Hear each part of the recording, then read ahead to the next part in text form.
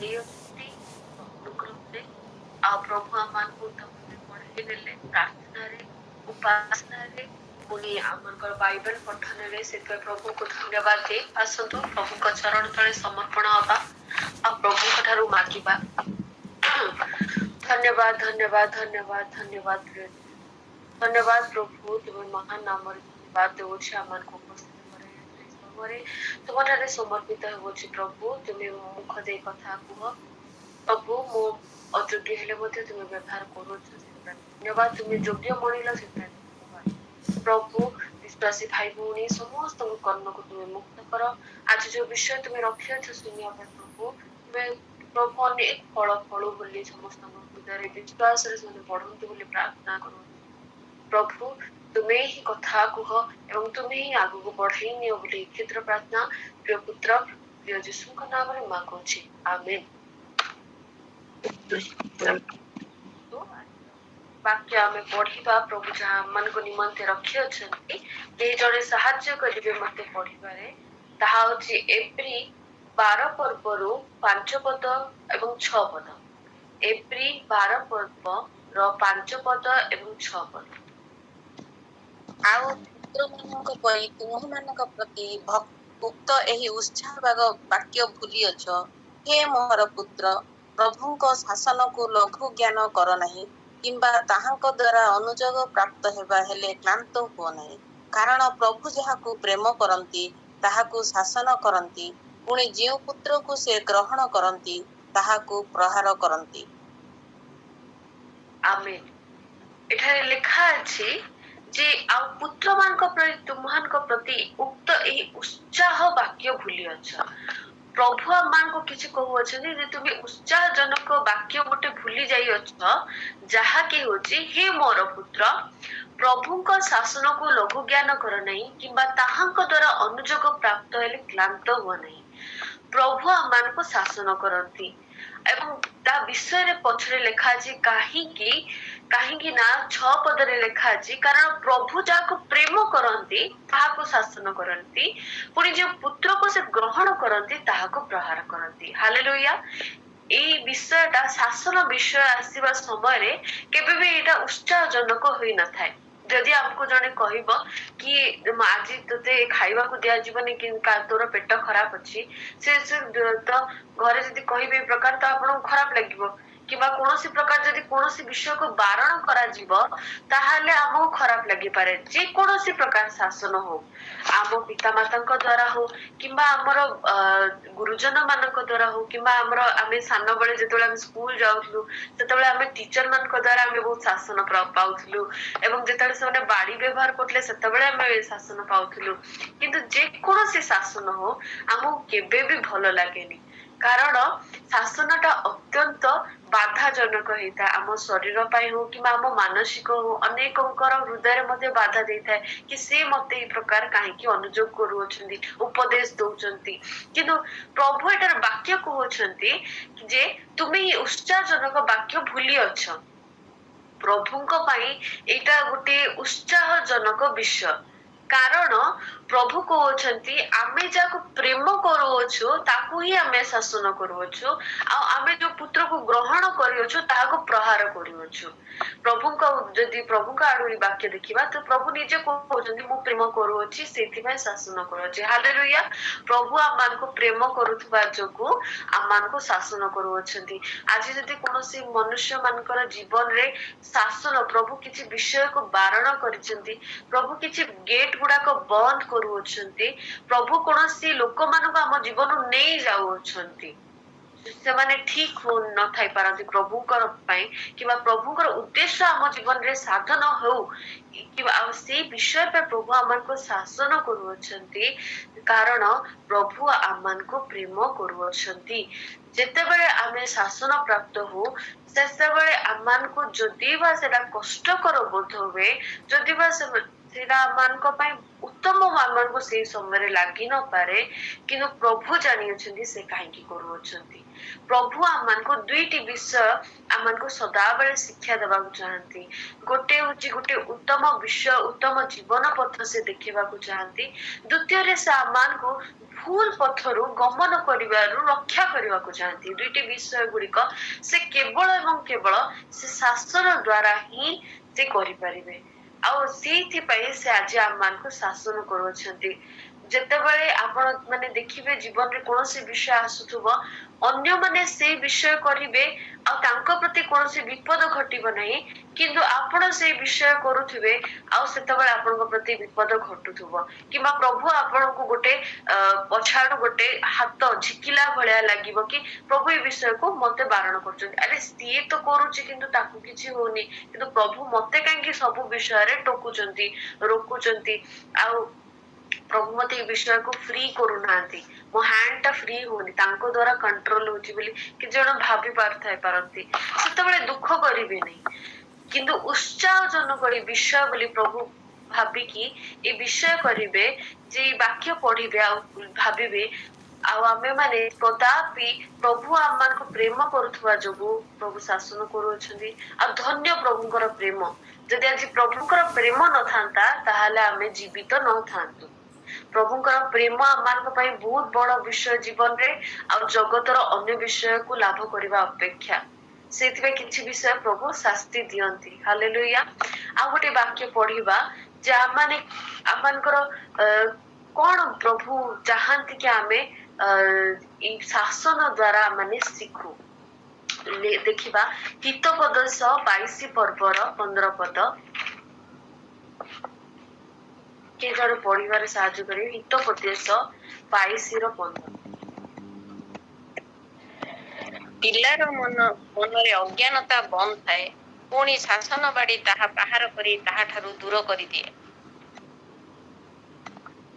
पिलार मनरे अज्ञानता बंद थाए इथि पिला माने आपण मन समस्त को बुझौछि कारण आमे प्रभुकर संतान अटु प्रभु आमान को पुत्रत्वर अधिकार देइ अछंती सामान को दास करि नांती वाक्य अनुसार पिलार मनरे अज्ञानता बंद थाए जेतेबेले आमे जानिबा कि वाक्य कहूछि आमान को मध्य रे अज्ञानता बंद अछि ते अज्ञानता हमर की प्रकार बाहरिबो हृदय रु कोनोसी कार्य द्वारा किंबा कथा द्वारा हम मूर्खतार कथा करिबा किंबा मूर्खतार कार्य करिबा जो विषय कि प्रभुଙ୍କ ପାଇଁ उपयोगी नुह किना प्रभुଙ୍କର संतान हिसाब रे आपण करी मते उपयोगी नुह से समय रे प्रभु कहउछिन पुनी शासन बाड़ी ताहा बाहर करी ताहा ठारू दूर करी जो विषय गुड़िक बंद ही थिला बुझी पाउछनी वाक्य कोन कहबा चाहूची जो विषय गुड़िक मन रे बंद थिला अज्ञानता से विषय गुड़िक प्रभु जानि अछंती आ से विषय निमंते से शासन बाड़ी व्यवहार करिवे निहाती भाबरे करिवे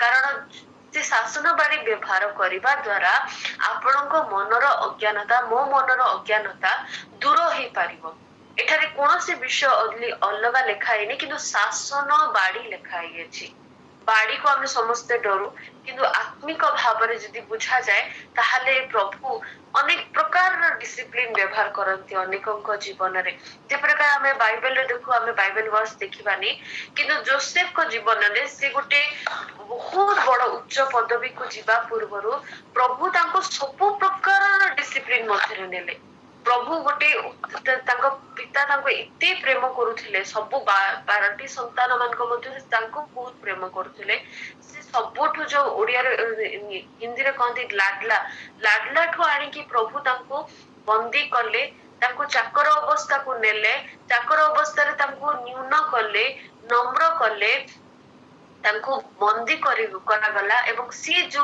मनुष्य मान को पाखरे गुहारी करले से गुहारी मध्य तांकर सुना गला नहीं तांको प्रभु इते न्यून करबा को चाहिए कारण से इते उन्नत करबा को चाहुतिले जे प्रभु तांकर जीवन सब कंटा आ सब अज्ञानता कारण जेते पिला मान को बापा मां माने प्रेम करंती से माने बहुत ही पैम्पर्ड ही जाती आ जोसेफ को जीवन रे से जिंस गुडा को काढिबा पे कारण से जिंस से विषय गुडी को प्रभु को निमंते अज्ञानता थिला आ जगतर से विषय गुडी को काढिबा पे प्रभु अनेक प्रकार रा शासन तांको जीवन रे आ प्रयोग करले आ बाइबल कुहे जे से आ जानि अछनी मिस्र देश रे किते बड़ कर्ता भाव रे से रहिले ଯଦି ବା ସେ 17 ବର୍ଷ ବୟସରୁ ତାଙ୍କର ଯୌବନାବସ୍ଥା ପାଖାପାଖି ସବୁ ଦୀର୍ଘ କେତେ ବର୍ଷ ଧରି ସେ ଶାସନ ମଧ୍ୟରେ ରହିଲେ।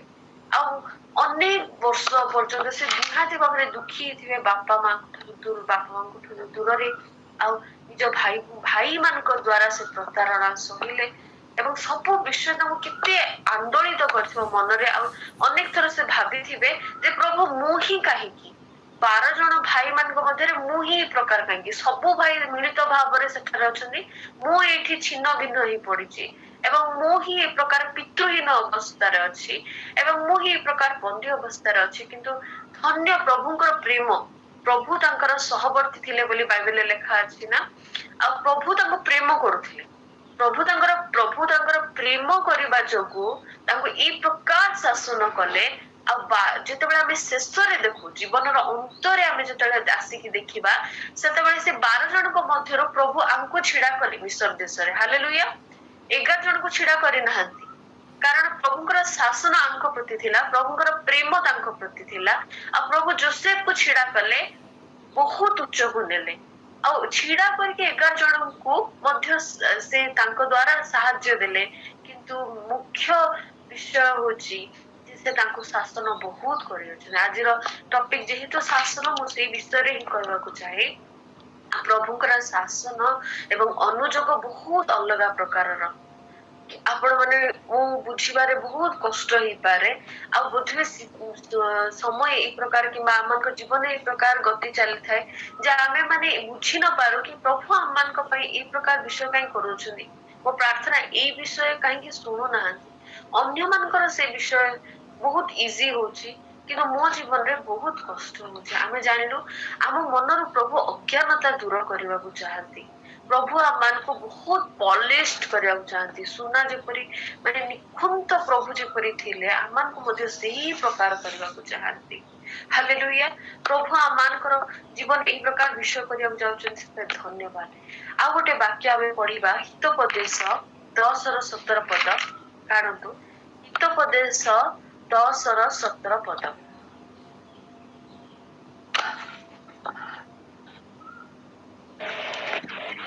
ଉପଦେଶ ଯେ ମାନଇ ସେ ଜୀବନ ପଥରେ ଚାଲଇ, ମାତ୍ର ଯେ ଅନୁଯୋଗ ତ୍ୟାଗ କରଇ ସେ ଭ୍ରାନ୍ତ ହୋଇ। ପ୍ରଭୁ ଯେତେବେଳେ ଆମମାନଙ୍କୁ କିଛି ବିଷୟରେ ଆମମାନଙ୍କୁ ବାରଣ କରନ୍ତି, ପ୍ରଭୁ ଯେତେବେଳେ ଶାସନ କରନ୍ତି, ସେତେବେଳେ ଆମେ ତାଙ୍କର ଶାସନକୁ ଯଦି ଆମେ ଗ୍ରହଣ କରିବା, ଆମେ ଯଦି ମାନିଦବା ସେ ଶାସନକୁ, ତାହେଲେ ଆମେ ଜୀବନ ପଥରେ ଆମେ ଗତି କରିବା। ଆଉ ଯେତେବେଳେ ଆମେ ଯଦି ତାହାକୁ ତ୍ୟାଗ କରିଦବା କିମ୍ବା ଆମେ ତାକୁ ଘୃଣା କରିବା, ସେ ବିଷୟକୁ ଶାସନକୁ ଆମେ ଘୃଣା କରିବା, ଆମେ ପସନ୍ଦ କରିବା ନାହିଁ କିମ୍ବା ସେ ବିଷୟକୁ ଆମେ ମାନିବା ନାହିଁ, ପ୍ରଭୁ ଯାହା କହିଅଛନ୍ତି, ତାହେଲେ ଆମେ ଭ୍ରାନ୍ତ ହବା। ଲେଖା ଅଛି ବାକ୍ୟରେ କି ଆମେ ଜୀବନ ପଥ, ପ୍ରଭୁ ଦୁଇଟି ବିଷୟ ଆମମାନଙ୍କ ସାମ୍ନାରେ ରଖିଛନ୍ତି, ଗୋଟେ ହଉଛି ଜୀବନ ଏବଂ ମରଣ। କିନ୍ତୁ ଆମ ମାନଙ୍କ ଉପରେ ଡିପେଣ୍ଡ କରେ କି ଆମେ କେଉଁ ପ୍ରକାର ଭାବରେ କୋଉ ବିଷୟକୁ ଆମେ ଚୁଜ କରୁଛୁ, ଜୀବନ କିମ୍ବା ମରଣ। ଆଉ ପ୍ରଭୁଙ୍କର ଅନୁଯୋଗ ଆମମାନଙ୍କୁ ଜୀବନ ଆଡକୁ ନେଇଯାଏ। ପ୍ରଭୁଙ୍କର ଅନୁଯୋଗ ଶାସନ ଆମମାନଙ୍କର ମନର ଅଜ୍ଞାନତା ଦୂର କରେ। ପ୍ରଭୁଙ୍କର ଶାସନ ଏବଂ ଅନୁଯୋଗ ଆମମାନଙ୍କୁ ଜୀବନ ପଥରେ କଢାଇ ନେଇ, ଆମମାନେ ଜୀବନକୁ ଚୁଜ କରିବା, କାରଣ ଆମମାନଙ୍କର ଶେଷରେ ଆମେ ଜାଣିପାରିବା ଯେ ଆମେ ମାନେ ପ୍ରଭୁଙ୍କ ଠାରୁ ଶାସନ ଏବଂ ଅନୁଯୋଗ ପାଇବା ଦ୍ୱାରା କେତେ କେତେ ଉତ୍ତମ ବିଷୟ, କେତେ ଉତ୍ତମ ବିଷୟ ଆଜି ପ୍ରଭୁ ଆମମାନଙ୍କୁ କରୁଅଛନ୍ତି। ଆଉ ପ୍ରଭୁ ସେଟା ଉତ୍ସାହ ଜନକ ହେବା ପାଇଁ ଆମମାନଙ୍କୁ କହୁଛନ୍ତି, ଉତ୍ସାହିତ ହବା ପାଇଁ କହୁଅଛନ୍ତି ଯେ ତୁମେ ଶାସନ ପାଇବା ସମୟରେ କୌଣସି ପ୍ରକାର ନିରାଶ ହୁଅ ନାହିଁ। ହାଲେଲୁୟା। ଆଉ ଯେତେବେଳେ ବି ଯଦି ଆପଣ ମାନେ ଦେଖିଥିବେ, ଯଦି କାଲି ହିଁ ବିଷୟ ମୁଁ ପ୍ରଭୁଙ୍କର ଜଣେ ଦାସଙ୍କ ଠାରୁ ଶାସନ ବିଷୟରେ ଗୋଟେ ପଦ ମୁଁ ଶୁଣିଥିଲି, ତାପରେ ମୁଁ ବାଇବେଲରୁ ପଢିଲି କି ପ୍ରଭୁ କଣ କଣ କହିବାକୁ ଚାହୁଁଛି। ସେ ଗୋଟେ ବଢିଆ ଏକ୍ସାମ୍ପଲ ଦେଲେ, ମୁଁ ଯାହା ସେୟାର କରିବାକୁ ଚାହୁଁଛି। ମନେକର ଆପଣଙ୍କର ପୁଅ ଝିଅ ମାନଙ୍କ ମଧ୍ୟରେ କିଏ ଗୋଟେ ଛକ ଜାଗାରେ ଥିବ, ଗୋଟେ ପୁଅ କିମ୍ବା ଝିଅ ଗୋଟେ ଭୁଲ ତାର ସାଙ୍ଗ ସାଙ୍ଗେ ଥିବ, ତାହେଲେ ଆପଣ ଯାଇକି ପ୍ରଥମେ କାହାକୁ ଚାପଡା ମାରିବେ କିମ୍ବା କାହାକୁ ଯାଇକି ଗୋଟେ ହାତ ଟାଣିକି ନେଇକି ଆସିବେ? ନିହାତି ଭାବରେ ଆପଣ ଆପଣ ନିଜର ପୁଅକୁ ତା ଯଦି ବା ସାଙ୍ଗସାଥି ଥିବେ ତାଙ୍କ ଉପରେ ଆପଣ ଅଧିକାର କେବେ ବି ଦେବେନି, କିନ୍ତୁ ଆପଣ ନିଜ ପୁଅକୁ ସେଠାରୁ ଘୋଷାରି ଆଣିବେ କିମ୍ବା ସେଠାରେ ଗୋଟେ ତାଙ୍କୁ ଶାସନ ଦେବେ, ଶାସ୍ତି ଦବାଟା ଦେବେ ସମସ୍ତଙ୍କ ସାମ୍ନାରେ। ସେତେବେଳେ କଣ ହବ, ବହୁତ ଲଜ୍ଜା ମନେ ହବ କି ଆରେ ଏତେ ଗହଳି ମଧ୍ୟରେ ବାପା ମା ମତେ ଗୋଟେ ଏଇ ପ୍ରକାର ଭାବରେ ବ୍ୟବହାର କଲେ। କିନ୍ତୁ ସେହି ସମୟରେ ସେହି ମୁହୂର୍ତ୍ତ ପାଇଁ ସେଇ ବିଷୟ ଆପଣଙ୍କ ପାଇଁ ଆପଣଙ୍କ ମନରେ ଲାଗିଥିବ କି ସେଟା ହିଁ ଉତ୍ତମ ବିଷୟ ତା ନିମନ୍ତେ। ସେଇଟା ପ୍ରଭୁ କରନ୍ତି ଯେ ଯେତେବେଳେ ଦରକାର ଯେଉଁ ସମୟରେ ଯଥା କାଳରେ ପ୍ରଭୁ ଶାସ୍ତି ଦିଅନ୍ତି। ଏ ବିଷୟଟି ମୁଁ ହିତୋପଦେଶ 13-24 ପଦରେ ପଢିବାକୁ ଚାହେଁ। ମୁଁ ନିଜେ ପଢୁଅଛି ହିତୋପଦେଶ 13 ପର୍ବ 24 ପଦ। ଯେ ବାଡି ବ୍ୟବହାର କରିବାକୁ ତ୍ରୁଟି କରେ ସେ ଆପଣା ପୁତ୍ରକୁ ଘୃଣା କରେ, ପୁଣି ଯେ ତାହାକୁ ପ୍ରେମ କରେ ସେ ଯଥା କାଳରେ ଶାସ୍ତି ଦିଏ। ଯଥା କାଳରେ ପ୍ରଭୁ ଶାସ୍ତି ଦିଅନ୍ତି, ଡେରି କରନ୍ତିନି, ଶୀଘ୍ର କରନ୍ତିନି। ଯେଉଁ ସମୟରେ ଆପଣ ଭୁଲ କରିବେ ସେଇ ସମୟରେ ପ୍ରଭୁ ଶାସ୍ତି ଦିଅନ୍ତି। ହାଲେଲୁୟା। ପ୍ରଭୁ କାହିଁକି ନା ଚାହାନ୍ତିନି ସେଇ ଭୁଲ ଟା ରିପିଟେଡଲି ଆଉଥରେ ଜୀବନରେ ହଉ। ସେଥିପାଇଁ ଲେଖା ଅଛି ଯେ ବାଡି ବ୍ୟବହାର କରିବାକୁ ତ୍ରୁଟି କରେ ସେ ତ ଘୃଣା କରିବ। କିନ୍ତୁ ପ୍ରଭୁ କହୁଛନ୍ତି ମୁଁ ଯେହେତୁ କି ବାଡି ବ୍ୟବହାର କରୁଛି, ଶାସନର ବାଡି, ଅର୍ଥାତ ମୁଁ ତୁମକୁ ପ୍ରେମ କରୁଅଛି ଏବଂ ମୁଁ ଯଥା କାଳରେ ତୁମକୁ ଶାସ୍ତି ଦେବି। ଗୋଟେ ମିନିଟ ବି ଏପଟ ସେପଟ ହବନି, ଯଥା କାଳରେ ସେ ପ୍ରଭୁ ଆମମାନଙ୍କୁ ଶାସ୍ତି ଦେବେ, ଶାସନରେ ରଖିବେ। ଆଉ ସେଇ ମୁହୂର୍ତ୍ତ ପାଇଁ ଆମମାନଙ୍କୁ ଖରାପ ଲାଗିଥାଇପାରେ, କିନ୍ତୁ ପରବର୍ତ୍ତୀ ସମୟରେ ଆମମାନଙ୍କର ଜୀବନର ପଥରେ ଆମେ ଚାଲିବା। ହାଲେଲୁୟା। ଜୀବନର ପଥରେ ଆମେ ଚାଲିବା ଏବଂ ତାହା ଉତ୍ତମ ବିଷୟ ଅଟେ। କାରଣ ଅନେକ ଲୋକ ଭ୍ରାନ୍ତ ହୋଇଅଛନ୍ତି, ଜଗତର ଅନେକ ମନ୍ଦ ବିଷୟ ଅଛି, କିନ୍ତୁ ପ୍ରଭୁ ହିଁ ଜଣେ ସତ୍ୟ ଅଟନ୍ତି ଏବଂ ପ୍ରଭୁ ହିଁ ଆମମାନଙ୍କୁ କହିପାରିବେ ଯେ ଉତ୍ତମ କଣ, କାରଣ ସେ ନିଜେ ଉତ୍ତମ ଅଟନ୍ତି। ହାଲେଲୁୟା। ଆଉ ଆମେମାନେ ଯେତେବେଳେ ପ୍ରଭୁଙ୍କ ଠାରୁ ଦଣ୍ଡ ପାଇବା, ଶାସନ ପାଇବା, ଅନୁଯୋଗ ପାଇବା, ସେତେବେଳେ ଆମେ ଉତ୍ସାହରେ ଭରପୁର ହବା, ଆନନ୍ଦ କରିବା ଏବଂ ଅନ୍ୟମାନଙ୍କ ଜୀବନ ସାଙ୍ଗେ ଆମେ କମ୍ପେୟାର କରିବା ନାହିଁ, କିନ୍ତୁ ନିଜ ଜୀବନ ପାଇଁ ଆମେ ଆନନ୍ଦ କରିବା, ଧନ୍ୟବାଦ ଦେବା ଯେ ପ୍ରଭୁ ଆମମାନଙ୍କୁ ପ୍ରେମ କରୁଥିବା ଯୋଗୁଁ ଆମମାନଙ୍କୁ ଶାସନ କରନ୍ତି। ଯଦି ଆପଣ ମାନେ ଦେଖିବେ ପ୍ରଭୁ ଆମମାନଙ୍କର ଦଣ୍ଡ ସବୁ ନେଇ ଅଛନ୍ତି, ତଥାପି ଆମମାନେ କିଛି ବିଷୟ ତାଙ୍କ ଠାରୁ ଦଣ୍ଡ ପାଇବା। ଯେପରି ଲେଖା ଅଛି ସିଫନୀୟ ପୁସ୍ତକରେ, କେହି ଜଣେ କାଢିବେ ସିଫନୀୟ 3:15।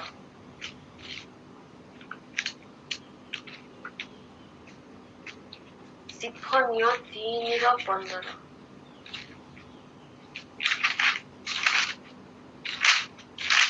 କାହାକୁ ମିଳିଲା କି ସେଥିରୁ ପଢିଦେବେ ଟିକେ? ହଁ, ମୁଁ ପଢିବି।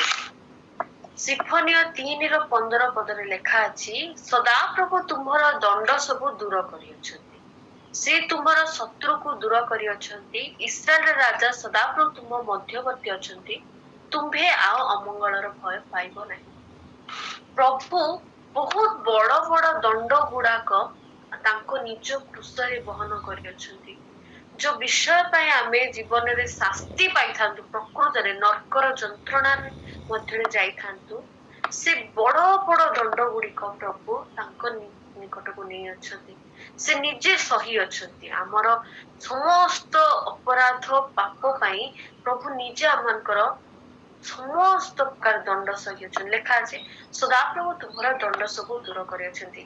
ଆପଣଙ୍କ ପ୍ରତି ହେଉଥିବା ଦଣ୍ଡ, ଯୋଉ ବିଷୟ ଗୁଡିକ ଏବେ ଦଣ୍ଡ ପାଉଛନ୍ତି କିମ୍ବା ଶାସନ ବୋଲି ଭାବୁଅଛନ୍ତି, ସେଇଟା କେବଳ ପ୍ରଭୁ ଆପଣଙ୍କୁ ଜୀବନର ପଥରେ ଚାଲିବା ପାଇଁ, ରେକ୍ଟିଫାଇ କରିବା ପାଇଁ, ଉତ୍ତମ ହେବା ପାଇଁ ଏବଂ ତାଙ୍କର ଗୌରବ ରକ୍ଷା କରିବା ପାଇଁ ବ୍ୟବହାର କରୁଛନ୍ତି। ଅଲଗା ଯୋଉ ଦଣ୍ଡ ଗୁଡିକ ପ୍ରକୃତରେ ଆମେ ଯୋଉ ଯୋଗ୍ୟ ଥିଲୁ, ଯୋଉ ବିଷୟ ଗୁଡିକ ଆମେ ପାଇବା ପାଇଁ ଯୋଗ୍ୟ ଥିଲୁ, ସେଇ ଦଣ୍ଡ ଗୁଡିକ ସେ ଅଲରେଡି ଦୂର କରିଅଛନ୍ତି ନିଜ କ୍ରୁଶ ଦ୍ୱାରା। ହାଲେଲୁୟା। ପ୍ରଭୁ ବହୁତ ବଡ ବଡ ଦଣ୍ଡ ଦୂର କରିକି ଆମକୁ ଛୋଟ ଛୋଟ ବିଷୟରେ ଡିସିପ୍ଲିନ କରୁଅଛନ୍ତି। ଆଉ ଆମେ ସେଇଥିପାଇଁ କେବେ ବି ନିରୁତ୍ସାହ ହେବା ନାହିଁ, ବରଂ ଆମେ ସେ ବିଷୟ ପାଇଁ ଧନ୍ୟବାଦ ଦେବା। ଆଉ ଆମେ ମାନେ କଣ କରିବା, ଲେଖା ଅଛି ପୁଣି ଥରେ ଆମେ ଆସିବା 12 ପର୍ବର 9 ପଦରେ। ମୁଁ ପଢୁଅଛି, ଆହୁରି ମଧ୍ୟ ଆମ୍ଭମାନଙ୍କ ଶାସନ କରି ଆମମାନଙ୍କ ଶାରୀରିକ ପିତୃଗଣଙ୍କୁ ଆମେ ମାନେ ସମାଦର କଲୁ, ତେବେ ଆତ୍ମା ମାନଙ୍କର ପିତାଙ୍କର ବରଂ କେତେ ଅଧିକ ରୂପେ ବଶୀଭୂତ ହୋଇ ଜୀବନ ପ୍ରାପ୍ତ ନ ହବୁ। ଯଦି ଆମେ ମାନେ ଶାସନ ପାଇଲା ପରେ ମଧ୍ୟ ଆମ ପିତା ମାତାଙ୍କୁ ଯାଇକି ପୁଣି ଥରେ ଭୁଲ ମାଗୁଛୁ, କିମ୍ବା ଆମେ ପୁଣି ଥରେ ତାଙ୍କ ସହିତ ଗୋଟିଏ ଘରେ ଉତ୍ତମ ଭାବରେ ପ୍ରେମରେ ବାସ କରୁଛୁ, ଯୋଉ ଶାରୀରିକ ପିତା ମାତା ଆମ ମାନଙ୍କର ଜୀବନରେ ଆମକୁ ଯୋଉମାନେ ଏଇ ପୃଥିବୀରେ ଆମମାନଙ୍କୁ ଯୋଉ ଜନ୍ମ ଦେଇଅଛନ୍ତି, ସେମାନଙ୍କର ଡିସିପ୍ଲିନ କୁ ଯଦି ଆମେ ଖରାପ ଭାବୁନୁ, ଉଲ୍ଟା ଆମେ ଆହୁରି ସମାଦର କରୁଛୁ କି ଯାହା ହଉ ବାବା ମା ଆମମାନଙ୍କୁ ଏଇ ପ୍ରକାର ମାଡ ମାରିଲେ ଯେ ଆମେ ଭଲ ମାର୍କସ ରଖିପାରିଲୁ, ଆମେ ଭଲ ମଣିଷଟେ ହେଇପାରିଲୁ, ତାହେଲେ ଲେଖା ଅଛି, ତେବେ ଆମ ଆତ୍ମା ମାନଙ୍କର ପିତାଙ୍କର ବରଂ କେତେ ଅଧିକ ରୂପେ ବଶୀଭୂତ ହୋଇ ଜୀବନ ପ୍ରାପ୍ତ ନ ହବୁ। ଆତ୍ମା ମାନଙ୍କର ପିତା ଆମ ପରମେଶ୍ୱର, ଆମର ସ୍ୱର୍ଗସ୍ଥ ପିତାଙ୍କର ଆମେ କେତେ ଅଧିକ ବଶୀଭୂତ ନ ହବା ଡିସିପ୍ଲିନ ପାଇଲା ପରେ। ଯେତେବେଳେ ବି ଆମେ ଅନୁଯୋଗ କିମ୍ବା ଶାସନ ପାଇବା, ଆମେ ମନରେ ଦୁଃଖ କରିବା ନାହିଁ ଯେ ପ୍ରଭୁ ମୋ ପ୍ରତି କାହିଁକି ଘଟୁଛି, ବରଂ ଆମେ ଧନ୍ୟବାଦ ଦେବା ଯେ ପ୍ରଭୁ ତୁମେ ମତେ ପ୍ରେମ କରୁଅଛ ବୋଲି ମୋ ପ୍ରତି ତୁମେ ଶାସନ କରୁଅଛ। ତୁମେ ମତେ ଅଜ୍ଞାନତାରୁ ଦୂର କରିବାକୁ ଚାହୁଁଅଛ ବୋଲି ବାଡି ବ୍ୟବହାର କରୁଅଛ। ଏବଂ ତୁମେ ଯଥା କାଳରେ ମତେ ଗୋଟେ ବିପଦରୁ ବଞ୍ଚେଇବା ପାଇଁ ମତେ ଶାସନ କରୁଅଛ। ଏବଂ ବହୁତ ବଡ ବଡ ବହୁତ ବିଷୟ ଗୁଡିକ, ଦଣ୍ଡ ଗୁଡିକ ଠାରୁ ମତେ ପ୍ରଭୁ ତୁମରି କ୍ରୋଧରୁ ମୁକ୍ତ କରିଅଛ। ନିଜ କୃଷରେ ତୁମେ ମୋର ସବୁ ଦଣ୍ଡ ଗୁଡିକ ନେଇ ଯାଇଅଛ, ଏବଂ କେବଳ ଜୀବନର ପଥରେ ଚାଲିବା ପାଇଁ, ଉତ୍ତମ ଭାବରେ ଆଉ ଜୀବନ ପ୍ରାପ୍ତ ହବା ପାଇଁ, ଆତ୍ମିକ ଭାବରେ ଦେଖାଗଲେ ଜୀବନ ପ୍ରାପ୍ତ ହବା ପାଇଁ, ମୃତ ହେଇକି ନ ରହିବା ପାଇଁ ପ୍ରଭୁ ଆମମାନଙ୍କୁ ସାହାଯ୍ୟ କରୁଅଛନ୍ତି। ଏବଂ ଆମେ କଣ କରିବା, ତାଙ୍କର ବଶୀଭୂତ ହବା, ତାଙ୍କ ଶାସନକୁ ଘୃଣା କରିବା ନାହିଁ, ଅନୁଯୋଗକୁ ଆମେ ତ୍ୟାଗ କରିବା ନାହିଁ, କିନ୍ତୁ ଆମେ ତାଙ୍କ ପଥରେ ଚାଲିବା ପାଇଁ ଏବଂ ତାଙ୍କ ଶାସନକୁ ପାଇକି ଆମେ ଆନନ୍ଦ ଅନୁଭବ କରିବା, ଏବଂ ଆମେ ଜୀବନକୁ ଆମର ପରିବର୍ତ୍ତନ ହବା। ହାଲେଲୁୟା। ଆଉ ଶେଷ ବାକ୍ୟ ଆମେ ପଢିକି ଶେଷ କରିବା, ଯାହା ଲେଖା ଅଛି ପ୍ରକାଶିତ ବାକ୍ୟ 3:19। ମୁଁ ପଢି ଦେଉଅଛି ସମୟ ଅଭାବ ଯୋଗୁ।